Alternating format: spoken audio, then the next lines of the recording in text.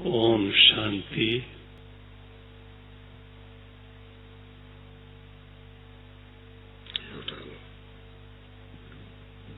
आप सभी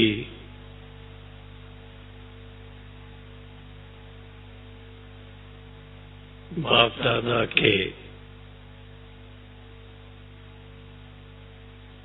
lucky stars हैं,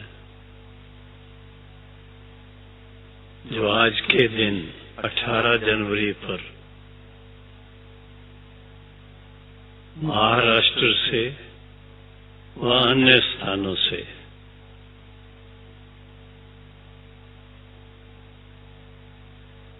शांतिवन पहुंच गए।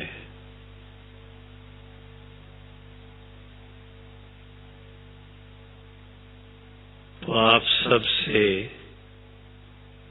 पहले तो ये जानना चाहूंगा कि सभी आराम से रहे हुए हैं। अच्छा, सबको भोजन ठीक मिल रहा है? नहाने के लिए गर्म पानी मिलता है? अच्छा,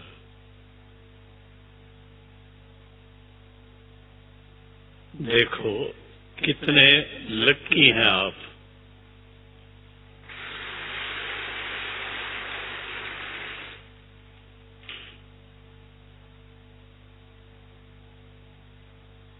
एक तो ब्रिजमोहन भाई जी से थोड़ा सुन लिया, थोड़ा सा, क्योंकि वो ऊपर गए हुए थे पांडव भवन, वहां से होके आए, तो थोड़ा आप सोच सकते हैं देर तो हो जाती है। और मेरी लॉटरी लग गई। लॉटरी समझते हैं ना? लॉटरी अचानक लगती है। कल तक तो कोई समाचार नहीं था कि मुझे क्लास कराना है या क्लास में आना है। तो आज सवेरे तपस्या धाम पर बाई चांस वहां पर वंदना बहन मिल गई। कहती आज आपको क्लास में मिलना है। तो मैंने कहा ये तो बहुत खुशी की बात है, इसी बहाने में सबसे मिल लूंगा तो अच्छा रहेगा। नहीं तो एक एक करके पूछने आते हैं, भाई जी अभी आपकी तबीयत कैसे है? तो तबीयत अभी अच्छी है, काफी अच्छी है, और आप सबकी दुआओं से बिल्कुल अच्छी हो जाएगी।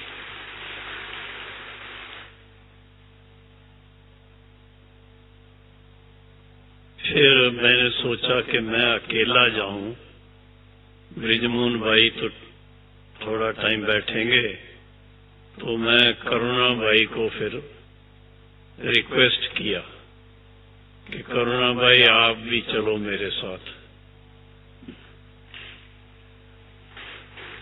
तो करुणा भाई जी बहुत प्यार से, उस समय रिकॉर्डिंग कर रहे थे, लेकिन वो करके अभी आपके सामने आ गए हैं। अब हम लोग आपको क्या देवें ये बताओ। क्या चाहते हैं बहनें, क्या चाहते हैं? 18 जनवरी पर बाबा के वरदान क्या क्या मिलते हैं? आज की मुरली सबने सुनी? जिसने साकार सुनी वो जरा हाथ खड़ा करो। वो जिसने अव्यक्त सुनी वो भी हाथ खड़ा करो। ऐसे लगता अव्यक्त कईयों ने नहीं सुनी है। तो आज की मुरली जो थी, एक प्रकार से सारे ज्ञान का सार समाया हुआ था उसमें। इतनी अच्छी मुरली थी, और मुझे तो ऐसा लगा कि ये जैसे पहली बार मैं सुन रहा हूं, पढ़ रहा हूं। लेकिन आप सब बहनें भाई अनुभव करते होंगे, जब से ईश्वरी ज्ञान लेते हैं बाबा के बच्चे बनते हैं, निश्चय बुद्धि बनते हैं, लक्ष्य को बहुत स्पष्ट अपने सामने रखते हैं और लक्ष्य के अनुसार थोड़ा पुरुषार्थ भी करना मन में पक्का कर लेते हैं, तो उसका फल जो है बाबा कितना देता है। आज मैं किसी को बता रहा था कि जब हम बॉम्बे में सेवा केंद्र पर जाना शुरू किया था 63 साल पहले, तो उस समय मन में क्या था? मन की शांति चाहिए, बस मन की शांति लेने के लिए हम गए थे। हमको तो ये पता ही नहीं था कि मन की शांति के साथ साथ स्वर्ग की बादशाही भी मिलती है। तो स्वर्ग की बादशाही लेने के लिए जाना है, ये छोटी बात नहीं है। कई लोग जब शरीर छोड़ते हैं तो उसके लिए कहते भाई फलाना स्वर्ग पधारा। अब स्वर्ग पधारा, स्वर्ग जाने के लिए उसने कर्म क्या किया? ऐसा कोई श्रेष्ठ कर्म किया हो जिसके कारण वो स्वर्ग में चला जाए? लेकिन शुभ बोलना होता है, इसलिए कहते हैं स्वर्ग पधारा। अब आपको कोई कहे कि आप कहाँ जाने वाले हैं, क्या कहेंगे? कहाँ जाएंगे? सीधे स्वर्ग में। पहले परमधाम में जाएंगे, उससे भी पहले सूक्ष्म वतन में जाएंगे और फिर स्वर्ग में जाएंगे। लेकिन आप देखेंगे इन दिनों में जो मुरली चल रही है साकार की, बाबा ने कितना स्पष्ट रीति से इस बात को अपने जीवन में अपनाया और हम बच्चों को भी एग्जाम्पल बन करके सिखाया। 8 घंटे भले आराम करो, 8 घंटे अपनी कारोबार करो, बाकी 8 घंटे जो हैं वो अपने आध्यात्मिक पुरुषार्थ और आध्यात्मिक सेवा में लगाने होंगे। तो मैंने देखा जब हम अच्छी तरह से निश्चय बुद्धि होकर के और ईश्वरीय सेवाओं की तरफ ध्यान देने लगे, तो बाबा ने हमारे समय को सदुपयोग उसका कैसे हो वो प्रैक्टिकल सिखाया। एक दिन भी फ्री नहीं रखा। कभी सोच नहीं सकते थे अब ये काम पूरा हुआ, अब थोड़ा आराम कर लेना। उससे पहले ही बाबा के पास कोई ना कोई स्थान के लिए भेजने की प्लान होती थी। तो एक दिन दिल्ली में, अभी वहां प्रदर्शनी शुरू हुई, तो दूसरे दिन बोला अभी कलकत्ता जाके तैयारी करो। कलकत्ता से पूरा हुआ, बोला कानपुर जाना है, कानपुर का पूरा हुआ, पटना जाना है, पटना पूरा हुआ, चंडीगढ़ जाना है, ऐसे शिमला जाना है।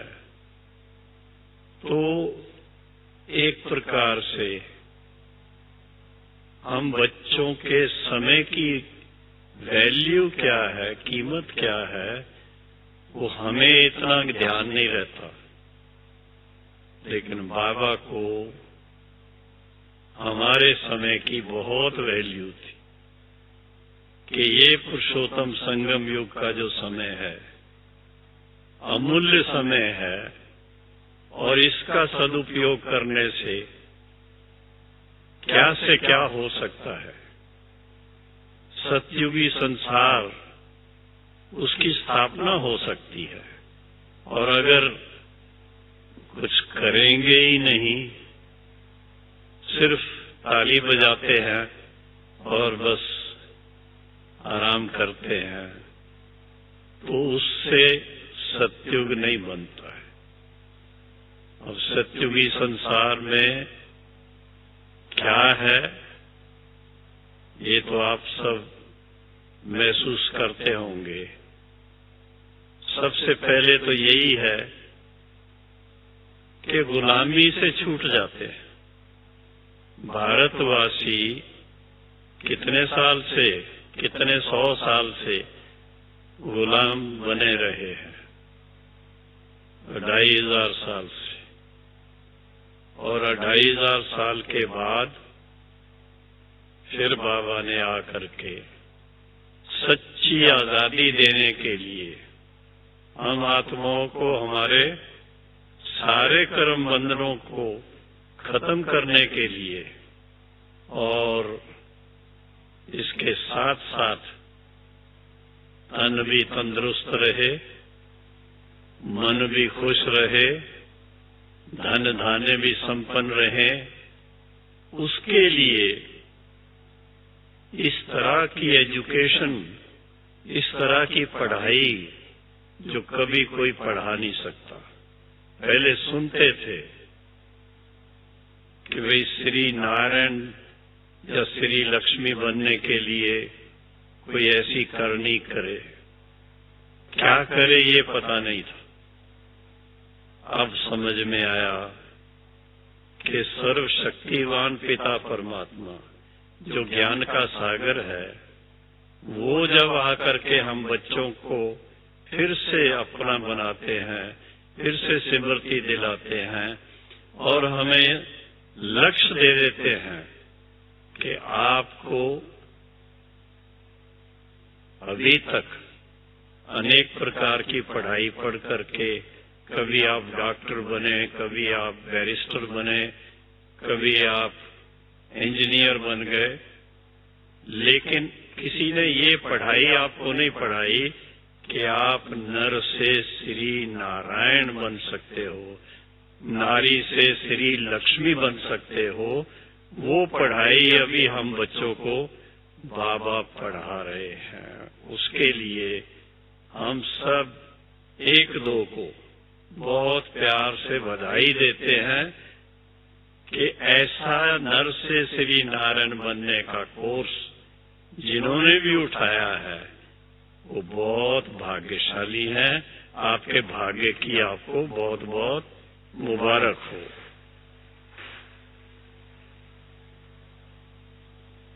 अब मेरे साथ हमारे आदरणीय भ्राता करुणा जी भी आए हैं।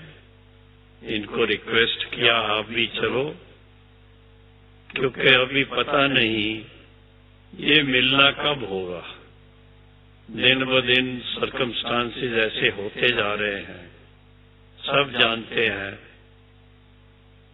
करुणा खुद भी उससे तकलीफ में रहे हैं।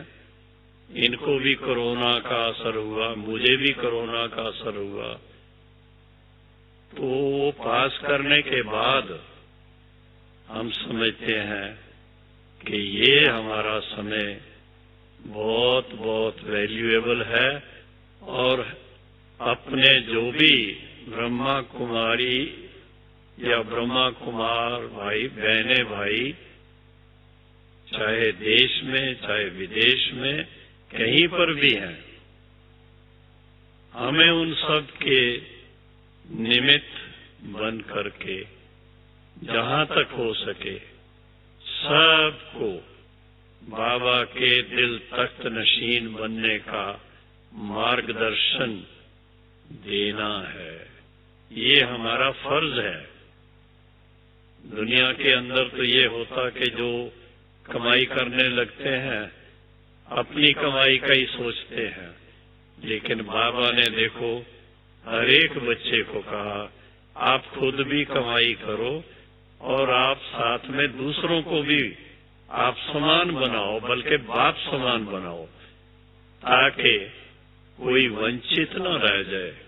और खासकर मुरली जब हम पढ़ते हैं कि बाप तो सारे विश्व का बाप है, सिर्फ भारतवासियों का ही नहीं, सारे विश्व की आत्माओं का बाप है।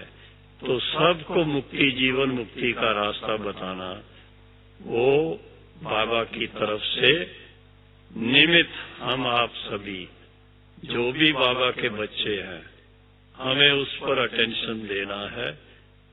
जैसा समय मैं देखता हूं इन दिनों में, जब आप बड़े प्रोग्राम नहीं कर सकते तो हमारी ब्रह्मा कुमारी बहनें ऑनलाइन कोर्स कराती हैं और कहां से दूर दूर से कोर्स करने वाले कोर्स करके धारणा में आकर के और मधुबन का चक्कर लगाने आते हैं।